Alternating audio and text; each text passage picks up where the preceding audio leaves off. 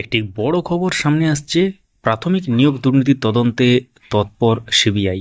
যোগ্য অযোগ্য ব্যক্তিদের তালিকা তৈরি করছে সিবিআই, এমনই কিন্তু ব্যাপার উঠে আসছে এবং বিভিন্ন নিউজে কিন্তু আপনারা এই ব্যাপারটা দেখছেন।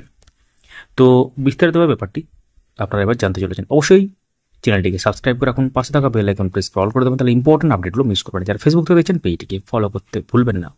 ডেসক্রিপশনে উল্লেখযোগ্য লিঙ্ক আছে, চেক আউট এবং জয়েন করে নেবেন। শুরু করা যাক। তো ইতিমধ্যে আপনারা জানেন যে প্রাইমারি সংক্রান্ত ব্যাপারে বিভিন্ন মামলা চলছে।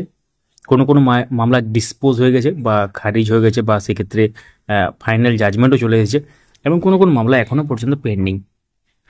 সেটা টেট 2014 সংক্রান্ত মামলাই হোক বা কোনো নির্দিষ্ট সালের নিয়োগ প্রক্রিয়া সেই সংক্রান্ত মামলাই হোক। তো এর মধ্যে একটি বড় খবর আসছে এবং রিপাবলিক বাংলাতে একটি খবর প্রচারিত হয়েছে, যেখানে বলা হয়েছে যে প্রাথমিক নিয়োগ দুর্নীতির তদন্তে সিবিআই তৎপর হয়েছে এবং যোগ্য অযোগ্য ব্যক্তির তালিকা তৈরি করছে তারা। অর্থাৎ যোগ্য অযোগ্য ব্যাপারটা কিন্তু আমরা আগে দেখেছি যে এসএসসির ক্ষেত্রে। তো কেউ কেউ মনে করছেন যে এটা এসএসসির ব্যাপার এবং অনেকে গুলিয়ে ফেলছেন খবরটার সাথে, কিন্তু যে খবরটা প্রচার করা হচ্ছে নিউজে আর কি অ্যাকচুয়ালি, তো সেখানে পরিষ্কারভাবে বলা হচ্ছে যে প্রাথমিক নিয়োগ দুর্নীতি তদন্তে তৎপর সিবিআই। তো এর মধ্যে আপনারা অবগত আছেন যে প্রাইমারি নিয়োগ সংক্রান্ত ব্যাপারে কিন্তু সিবিআই এনকোয়ারি চলছে।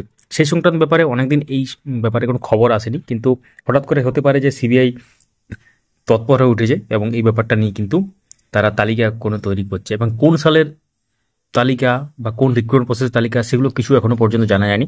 আমরা এই সংক্রান্ত ব্যাপারে বিভিন্ন আইনজীবীদের সাথে কথা বলছি, যদি সম্ভব হয় তাদের সাথে কন্ট্যাক্ট করব এবং তারা কি বলছেন সেটা কিন্তু পরবর্তী ভিডিওতে নিয়ে আসবো। তো অবশ্যই চ্যানেলের সঙ্গে থাকুন।